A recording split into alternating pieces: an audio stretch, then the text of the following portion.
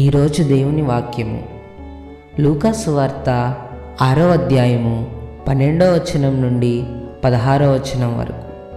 ఆ రోజులలో యేసు ప్రార్థన చేసుకున్నటకై కొండకు వెళ్ళెను. రాత్రంతయు దైవ ప్రార్థనలో మునిగి ఉండెను. ప్రాతకాలమున తన శిష్యులను పిలిచి వారిలో 12 మందిని ఎంపిక చేసి వారికి అపోస్తులు అని పేరు పెట్టెను. వారు పేతురు అనబడు సీమోను, అతని సోదరుడు ఆంద్రెయ, యాకోబు, యోహాను, ఫిలిప్పు, బర్తలోమయి, మత్తయి, తోమా, అల్ఫయి కుమారుడైన యాకోబు, దేశభక్తుడనబడు సీమోను, యాకోబు సోదరుడైన యూదా, ఆయనను అప్పగించిన ద్రోహి యూదా ఇస్కర్యోతు.